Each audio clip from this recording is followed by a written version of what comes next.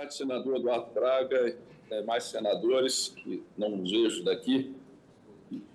Senador, primeiramente, parabenizar o parlamento, o senhor em especial, pela condução da reforma tributária, né? Acho que o nosso setor tem importantes avanços, acreditamos que seja uma medida de impacto muito positivo para a sociedade como um todo, mas muito especialmente para o nosso setor, porque vivemos aí com todas essas incertezas tributárias e a má alocação de custo, que muitas vezes elas acabam levando a uma oneração da sociedade como um todo e do nosso setor em especial. Ficamos bastante felizes, né? Primeiro, passando na Câmara, o senhor endossou aí a essencialidade do setor, uma alíquota especial. Avançamos também na questão de fazer justiça em excluir do cálculo a gorjeta, que é direcionada aos trabalhadores e seus encargos, excluir a parte do delivery, porque é uma receita que sequer chega nos nossos estabelecimentos, e ficamos com crédito, né? Tomamos crédito alinhando as boas práticas que o secretário Bernardo Api sempre exaltou, e a gente da reforma, e nós também concordamos com elas. Como é sabido e já debatido aí por vários colegas, nós estamos entre aqueles setores que não tiveram a sua alíquota definida. Um conjunto praticamente minúsculo, né? A maior parte das empresas dos setores sabem, né? Uns vão pagar a alíquota básica, outros vão pagar com desconto de 30%, outros vão pagar com desconto de 60%, de 0%, vão pagar a alíquota 0%, e o setor de bares e restaurantes ficou com uma indefinição que, para nós, muito ruim. O texto que veio da Câmara prevê que, passados até 180 dias após a aprovação da reforma em definitivo, é que será definida a metodologia para se calcular o impacto da alíquota, qual será a alíquota no nosso setor. Desnecessário dizer para o senhor, que conhece tão bem a necessidade de uma segurança jurídica, de ter previsibilidade das regras para fazer um investimento. É fundamental isso para empreender, para investir, mas nós, além disso, vivemos um problema de dupla governança na escolha, na decisão dessa alíquota, né?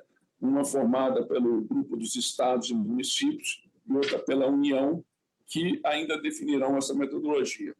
O setor tem, obviamente, a nível federal, uma regra única. No entanto, as regras de cálculo do ICMS variam de estado para estado, há uma enormidade de diferenças entre os estados, ainda que as alíquotas não divirjam tanto hoje em dia, mas a gente tem, evidentemente, cálculos diferentes. E também temos, né, que, como a metodologia ainda não foi definida, e, no nosso ver, já deveria ter sido, o colega que fala em antecedente, ele fala em transparência.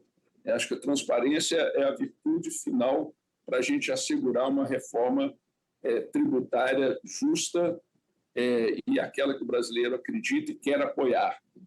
E como fazer isso se nós não conhecemos os cálculos da Receita, se a Receita ainda não externou para nós qual que é a carga tributária, se nós sempre nos apoiamos em estudos elaborados, obviamente com bons dados, mas aqueles que são públicos e nem sempre os mais completos. E muito difícil chegar a um número preciso. A nossa expectativa, senador, é que o senhor pudesse nos ajudar a intermediar nesses próximos dias um diálogo com a Fazenda. Eu estive agora, há poucos dias atrás, conversei com o secretário Api, fui muito bem recebido lá pelos seus técnicos, e eles falam que já tem esses números, já começam a apresentar, mas não nos apresentaram ainda quais são, qual a metodologia, e pelo que nos foi possível entender, o objetivo agora era conhecer uma alíquota que esse nosso setor paga e transformar isso num percentual da alíquota cheia.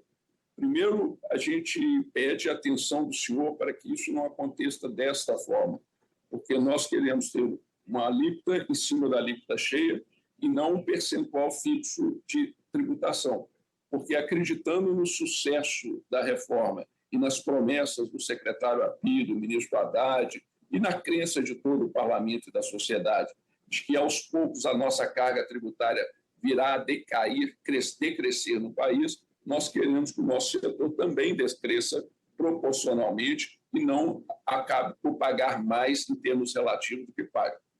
Por fim, digo ao senhor que o nosso pleito, desde o início, tem sido trabalhar com a alíquota de desconto de 60%. De onde vem esse 60%? E observar as boas práticas mundiais, muito especialmente na Europa.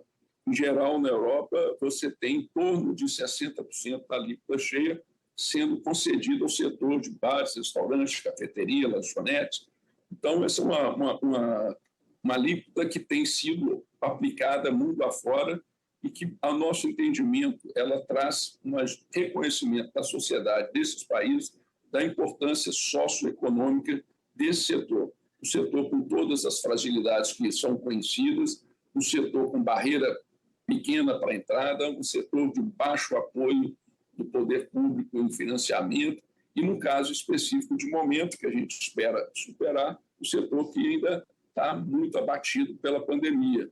Só para referência do senhor, 4 em cada 10 das empresas do nosso setor estão com dívidas em atraso, sendo que 75% dessas devem impostos federais, mais da metade já deve impostos estaduais e um quarto delas, ou seja, 10% do todo, já está com encargos trabalhistas atrasados. Então, uma situação muito delicada. O que a gente pede é a intermediação do senhor nesse diálogo com a Fazenda, de maneira que a gente possa, com transparência para o que empreende, para o parlamento e para a sociedade, buscar chegar nessa alíquota justa e adequada para empreender no setor.